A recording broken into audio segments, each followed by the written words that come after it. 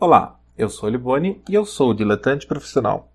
Então nesse vídeo eu quero falar sobre um artista que chama Jean-Michel Basquiat. Basquiat é um artista norte-americano, afrodescendente, ele é filho de uma porto-riquenha com haitiano. Ele fez um sucesso imenso nos anos 80. O Basquiat morreu muito jovem, ele nasceu em 1960, morreu em 1988, no auge da fama dele, de overdose, e ele integra o infame Clube dos 27. Não sei se vocês já ouviram falar disso.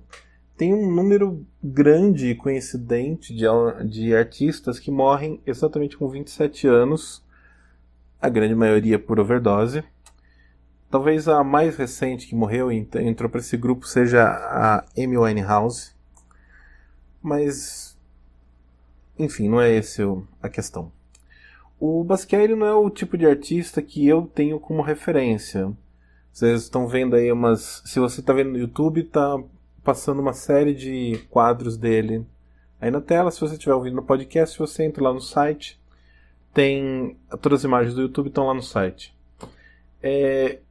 Então, pelas imagens que vocês podem ver da obra do Basquiat, assim, ele não é o tipo de artista que eu tenho como referência, mas a gente não pode negar a importância estética dele.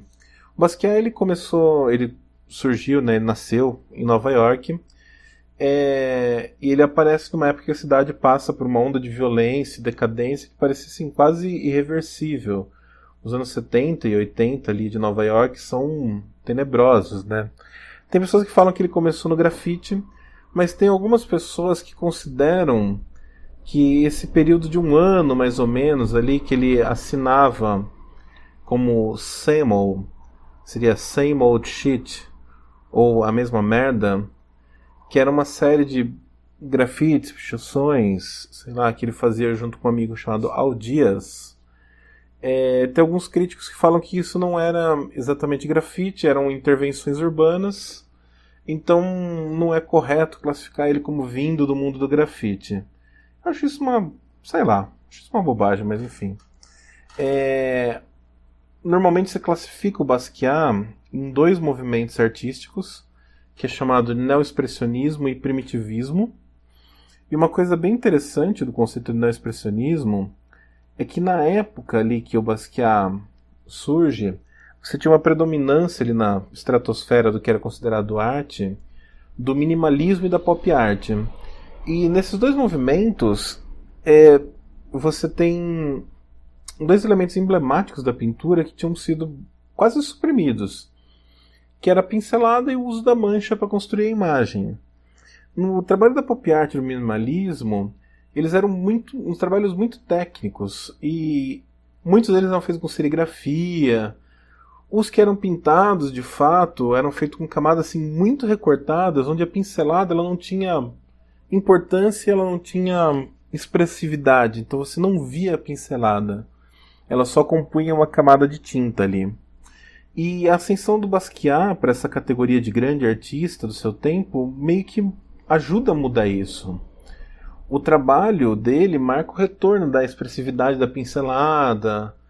E não era mais uma expressividade contida igual dos grandes mestres, que assim, você vê a pincelada de um desses grandes mestres, mesmo os expressionistas, assim, você enxerga o efeito da pincelada no quadro, mas é relativamente contido aquele trabalho. No Basquiat já não, é uma coisa brutal, assim, ele trabalha com grandes manchas, recortes, colagem, em cima da colagem mais mancha, umas composições totalmente caóticas, que ele fechava ali algum sentido com uns desenhos bem primitivos, bem essa coisa assim, quase de criança, quase de desenho de caverna, e alguns rabiscos de texto que ele fazia ali com tinta óleo em bastão. É como se fosse um giz de cera com pigmento muito forte e fica realmente vivo, assim, fica realmente bonito. Conforme o Basquiat foi crescendo aí nesse meio cheio de contradições, que é o meio das artes, ele foi se destacando como um negro, um dos pouquíssimos negros nesse mundo que era dominado por brancos ricos. E ele ficou muito amigo do Andy Warhol. O Andy Warhol, para quem não sabe, ele é o papa da pop art. Você vai lembrar dele dos quadros da Sopa Campbell e outras coisas de repetição assim, mas dá uma busquinha aí, Andy Warhol. Ele é, sim, um ponto de virada ali, né?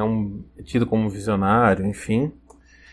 E o Basquiat ficou muito, muito amigo do Warhol e trabalhou muito com ele até o final da vida. Tem algumas pessoas que, inclusive, que dizem, pessoas próximas a ele, que assim, a overdose do Basquiat ela veio diretamente porque quando o Andy Warhol morre, o Basquiat fica sem a amizade, sem a orientação dele, e ele fica meio perdido no mundo, e isso leva à overdose que ele tem. Mas, assim, voltando para o que interessa, que é a arte, o Basquiat ele não é o tipo de arte que eu gosto. Segundo ele, assim, ele sabia desenhar, mas ele optava e até lutava para não desenhar direito.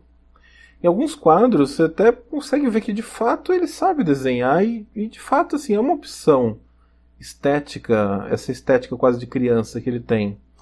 Ele tem uma obsessão bem curiosa por anatomia. Muitos atribuem aí ao livro que chama Grey's Anatomy. É o mesmo nome da série, bem curioso, eu não sabia que existia. É um livro de ilustração científica de anatomia. E o Basquiat ganhou esse livro da mãe dele em algum momento da infância, quando ele quebrou ali um osso e ficou internado.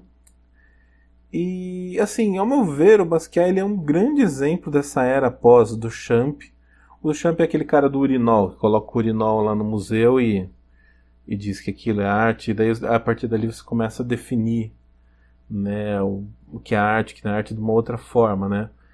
E o Basquiat é um exemplo dessa era que inaugurou esse ciclo de arte que vem até hoje, parece que não vai ter fim, onde, assim, dá uma impressão que é quase aleatória a escolha que os colecionadores de arte fazem para determinar que esse quadro do Basquiat vale 100 milhões e aquele outro com rabiscos também, sei lá, não vale nada. E a arte do Basquiat é aquele tipo de arte que, assim, se você lê uma dissertação ali de 200 páginas sobre o quadro, dando significado para cada risco, cada rabisco que ele fez, você até começa a ver uma poética na coisa que talvez nem existisse na mente do artista quando ele fez a pintura. Eu mesmo estava na exposição, tem uma audiodescrição, né?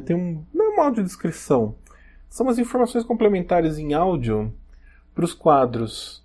Eu parei em frente a um quadro, fiquei ouvindo ali a informação do cara, e era um texto sobre aquela obra, e, meu, assim, o cara tira significado da obra assim do chapéu, e ok, encaixa tudo ali.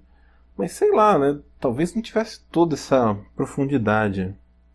Talvez tivesse até mais, mas quem somos nós, né? Mas assim, mesmo não sendo o tipo de coisa que me interessa, o fato de pessoas relevantes terem visto ali, no que ele fazia, um valor, isso acaba criando ou meio que validando esse valor. E isso torna a estética do Basquiat, a estética que ele criou nos quadros dele, algo extremamente influente. E é uma coisa que repercute até hoje. Fica uma coisa meio Tostines, assim, de é fresquinho, ou sei lá, ou o ovo e a galinha, né? O que veio primeiro, se ele era importante antes dos críticos, se os críticos tornaram ele importante. Mas o fato é que ele ficou uma pessoa muito importante. Os quadros dele valiam milhões enquanto ele estava vivo. Hoje, um quadro dele é avaliado em mais de 100 milhões de dólares. São valores absurdos. E isso garante com que ele tenha uma influência estética que perdura dos anos 80 até hoje.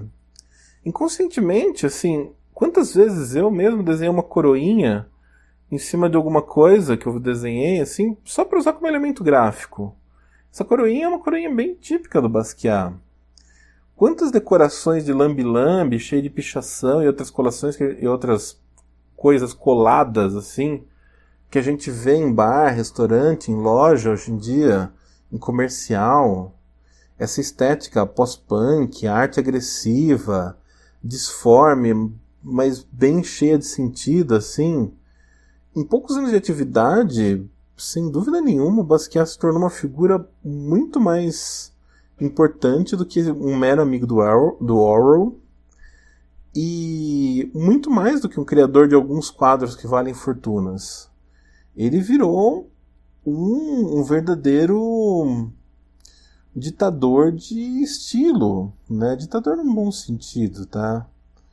Mas é isso. Para quem se interessar, quem está em São Paulo, quem tem a possibilidade de vir em São Paulo, tá rolando uma exposição com algumas obras do autor no Centro Cultural Banco do Brasil, em São Paulo. A exposição vai até 7/4/2018. Um dado que eu achei curioso, que eu li num jornal, é que essa exposição custou 15 milhões de reais para ser feita. Antes que você fale, nossa, mas por que custou tanto comprar a obra? Não. Provavelmente, assim, desses 15 milhões, sei lá, 14 é seguro. Porque se acontecer qualquer coisa com uma obra daquela, e a obra vale 100 milhões, você precisa ter um seguro absurdo para manter aquilo lá aberto e daquele jeito. E é isso que eu tinha a dizer. Obrigado por ouvir.